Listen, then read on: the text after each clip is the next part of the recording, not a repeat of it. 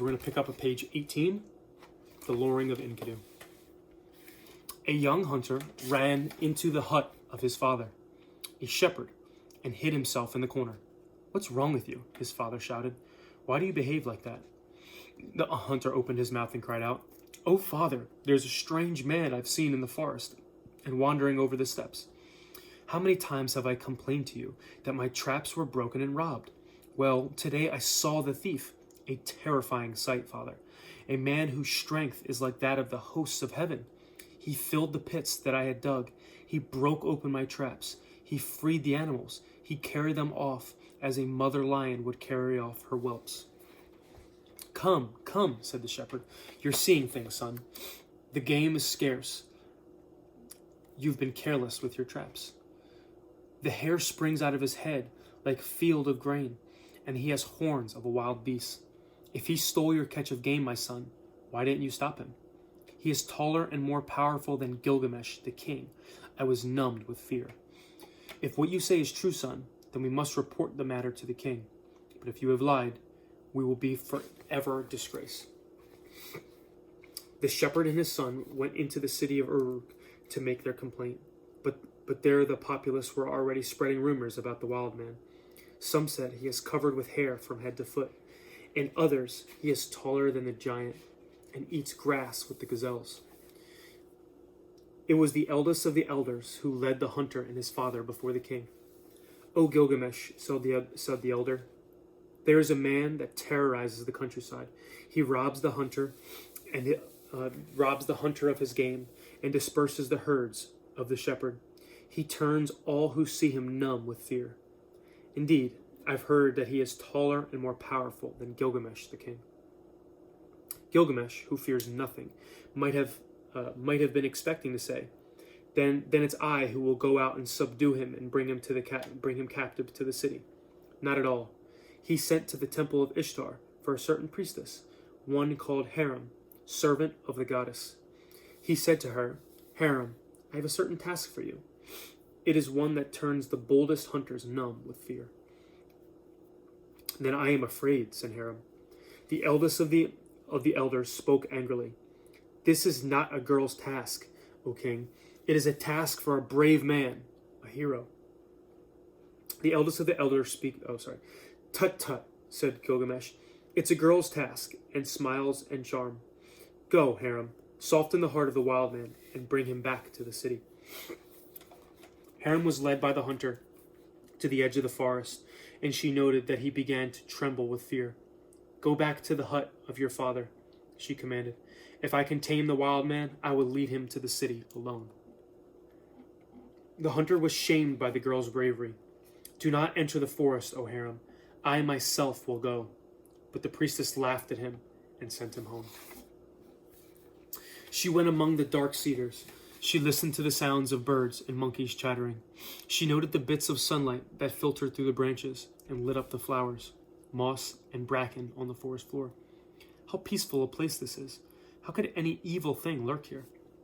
Haram found a fresh spring bubbling with cool water. She sat beside it on a stone, untied her sandals, and dipped her feet in the water. Enkidu came to the place with the small horse and the gazelle. As they drew near, the two beasts became nervous, sniffed the air, and fled. But Enkidu stood still. He wondered what new danger was near. What unknown beast might have come to the water?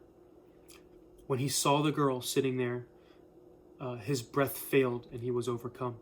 He had not yet seen a human being, and the creature seemed to him like the most admirable, the most enchanting being that he had ever seen. He stood quietly in order not to frighten her. Haram gazed at his giant figure, his soaring horns, and his unkempt looks, and would have run away, but she could not move. She opened her mouth to scream and could not make a sound. She was numb with terror, and Enkidu, noting this, remained quiet.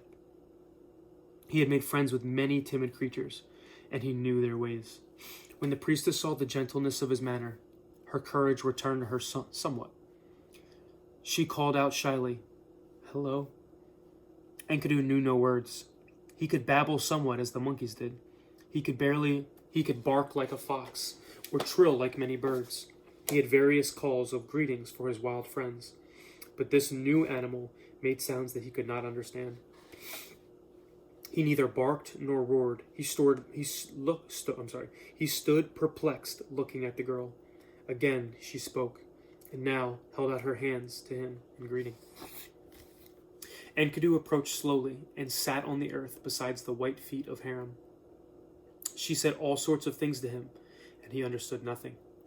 She asked him many questions, and he could not reply, but he felt ecstasy in his heart and great contentment in merely sitting beside her.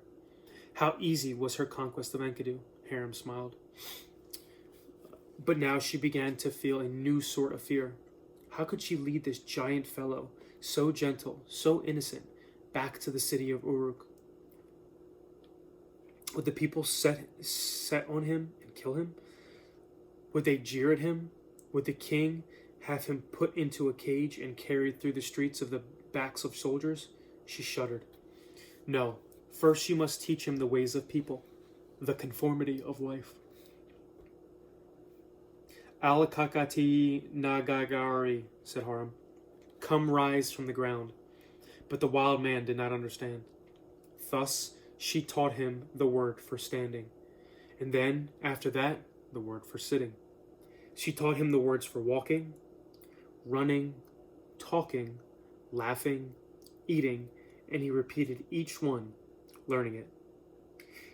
She taught him the words for trees, for stones, and for water, for earth, and for the trailing vines that grew beside the spring, and for spring itself. She taught him the words for feet and hands, and the names of all the fingers, all the myriad words of love. Thus, patiently, Haram taught Enkidu to be like ordinary men. She cut his hair and combed it in the way of people of the city. She made him bathe. She tore her long tunic into two parts, making one half a garment for Enkidu, keeping the other half for herself.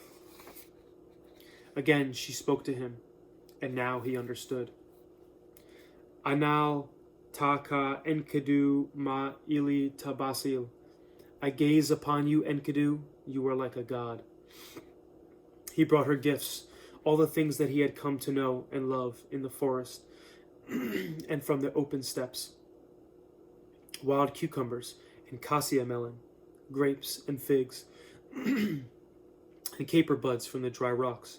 He brought her blossoms of golden mimosa and fragrant branches of jasmine. After some time had passed, Haram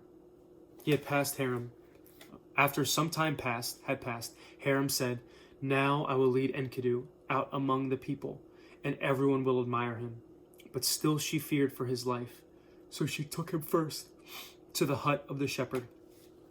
At the edge of the forest, Enkidu stopped and turned back. He was overcome with regret. How could he leave forever his friends of the woods and wild places? Who would protect them? Who would release them from the traps? How could he leave behind his friend, the little wild horse, or the gazelle, the rabbits, the monkeys that had taught him to play games? But as he approached, they leapt away startled. The rabbit hid trembling in the grass, and the birds took off wild flutter of wings. Enkidu threw himself onto the ground, weeping. Oh, Haram, what have I done? How have I made all my friends into strangers? Why do they run from me? Enkidu is no longer a wild creature. He is no longer a beast of the forest and the open plain. Enkidu now is a man. He will live among men and be eminent among men. Enkidu followed regretfully as the priestess led him towards the hut of the shepherd. This man greeted him with awe and admiration, but his son fled from the place and hid in the sheepfold. After some time he returned, running. Father, a lion has entered the fold. It's devouring the lambs. Enkidu went to the sheepfold, where again he wrestled with the lion, his friend, who no longer knew him. Again he overcame the beast, but he let it go free. He lifted the lambs gently, washing and tending the ones that bled. To his great joy, they did not shun him or run away. Neither did the young calves, nor the barnyard fowl. A dog followed him, wagging his tail. A cat smoothed its fur against his legs. And again he was content. In the hut of the shepherd, Enkidu leaned to sit on a chair and to wash his hands before eating. He learned how to care for animals, to make plants grow, and to build with mud and brick and reeds. He learned to play on a flute. He ate bread. There he tasted the strong sesame, wine, and drank 7 cups.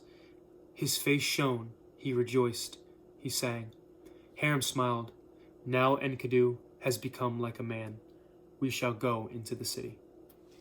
And then we'll leave off on the first dream.